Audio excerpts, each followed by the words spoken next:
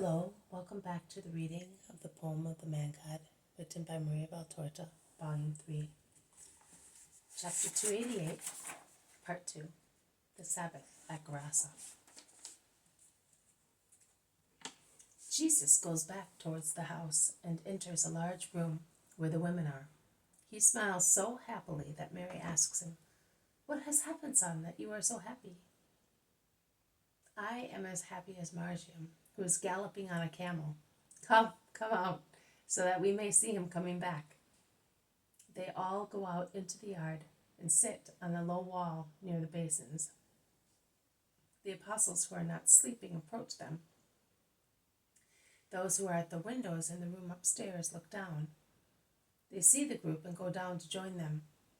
Their shrill, youthful voices. They are, in fact, the voices of John and of the two Jameses. Awake also Peter and Andrew, and arouse Matthew. They are now all together because John of Endor and the two disciples have also joined the group. "But where is Margiam? I don't see him," asks Peter. "He has gone for a run on a camel. None of you would listen to him. I saw that he was so sad, and I took care of him." Peter, Simon, and Matthew remember. "Of course, he was talking about camels and cherubs, but I was sleepy. I had to check my accounts as I wanted to inform you of what I had received from the Gerasenes and what I had given to the poor. And I was speaking of faith with your brother. It does not matter. I saw to it. But incidentally, I tell you that to take care of children's games is also love. But now let us talk of something else. The town is full of merriment. The only remembrance of our Sabbath in general mirth. Of our Sabbath is general mirth. So it is better to stay indoors. So much so because if they want, they can find us as they know where we are. There is Alexander inspecting his camels. I will now tell him that one is missing through my fault." And Jesus hastens towards the merchant and speaks to him. They come back together. The merchant says, "Very well. He will enjoy himself, and a run out in the sun will do him good. You may rest assured that the man will treat him well." Calipius is a clever man. In exchange for the run, I ask you to tell me something. Last night I was thinking of your words, those I heard at Ramoth, which you exchanged with woman, and those you spoke yesterday. And I thought I was climbing up a high mountain, like those where I live, the tops of which reach up to the clouds. You were carrying me higher and higher. I was under the impression of being caught by an eagle, one of those eagles of our highest mountain, the first to emerge from the deluge. I saw entirely new things, of which I had never thought before, all made of a light, and I understood them. Then I became confused. Tell me more. What shall I tell you? I don't know. Everything was so beautiful. What you said about meeting again in heaven, I understood that we will love there in a different way, and yet it will be the same. For instance, we shall not be worried as we are now. It will be as if we were one family only, one for all and all for one. Am I wrong? No, on the contrary, we shall one family also with the living. Souls are not separated by death. I am speaking of the just. They form one large family. Just imagine a large temple in which some worship and pray and some work. The former pray also for those who are working. The latter work for those who are praying. The same applies to souls. We work on the earth. They help us with their prayers. But we must offer our sufferings for their peace. It is a chain which does not break. It is love that ties those who were to those who are. And those who are must be good to be able to join those who were and want us to be with them. Syntyche makes an involuntary gesture, which she soon checks, but Jesus notices it and invites her to come out of her habitual self-restraint. I have been thinking about it for some days, and if I must tell the truth, I am worried, because I feel that if I believe in your paradise, I will lose my mother and sisters forever.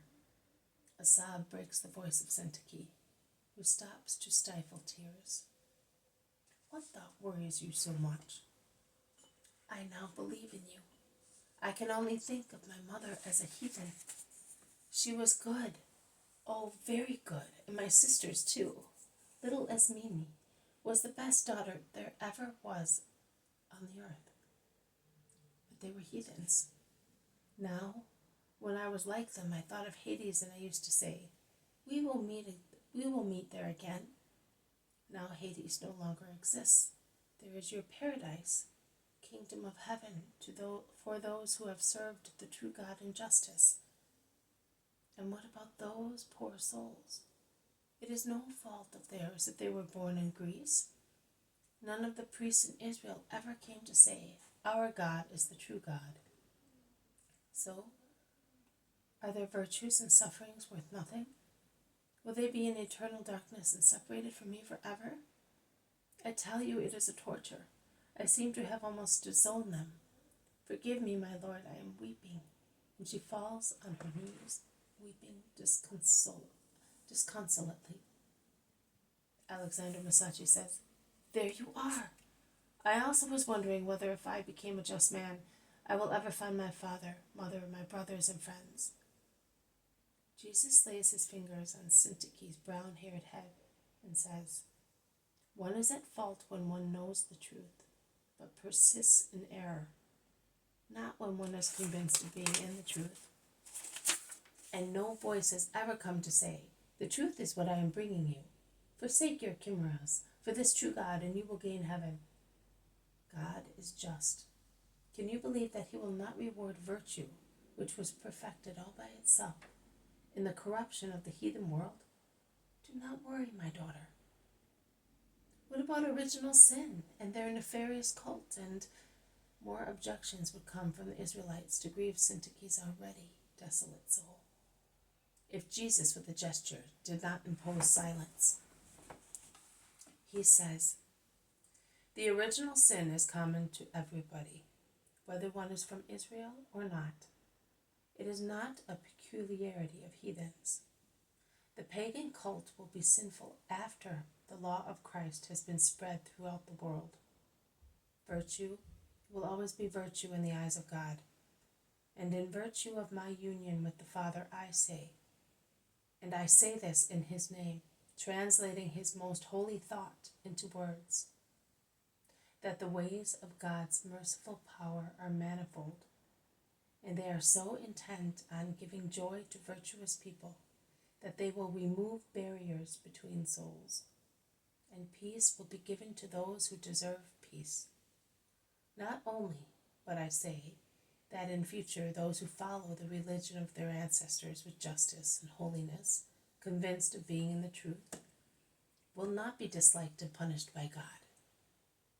Wickedness, bad will, deliberate refusal of the known truth, above all, refutation of the revealed truth and opposition to it, vicious living, will really separate forever the souls of the just from those of sinners.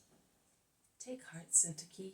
Such dejection is an assault of hell, due to Satan's wrath against you, as you are a prey he has lost forever. There is no Hades. There is my paradise. But it is not the cause of grief, but of joy. Nothing of the truth is to be the cause of dejection or doubt. On the contrary, it must give you strength for a greater faith and cheerful certainty. Always inform me of your anxieties. I want the light in you to be as certain and steady as the light of the sun. Syntyche, still kneeling, takes his hand and kisses it. The cry of the cameleer makes the group understand that the camel is about to come back. At a slow pace, without making any noise on the thick grass outside the rear door, which a servant opens at once. And Margium comes back. He is happy, and his face is flushed after the run. He is a tiny little man hoisted onto the high back of the camel, and he laughs, waving his arms, while the camel kneels down, and he slides down from the odd saddle, caressing the swarthy cameleer. He then runs towards Jesus, shouting, "How lovely! Did the wise men come from the east on those animals to worship you? I will go on them to preach you all over the world." The world seems larger when seen from up there, and it says, "Come, you who know the gospel." Oh, do you know? That man also is in need of it. And you too, merchant, and all your servants. How many people are waiting and die without receiving it? More people than the sand in the river. They are all without you, Jesus. Oh, make haste and announce it to everybody. And he clings to Jesus' side, looking up at him. And Jesus bends, kissing him and promising, "You will see the kingdom of God evangelized as far as the most remote borders of Rome." Are you happy? I am. And then I will come and say to you, this, that, and that other country, they all know you. I will then know the names of those remote countries. And what will you say to me? I will say, "Come, little Margium, have a crown for every country in which you have preached me, and then come here beside me, as on that day at Gerasa, and rest after all your work, because you have been a faithful servant, and it is right that you should be happy in my kingdom."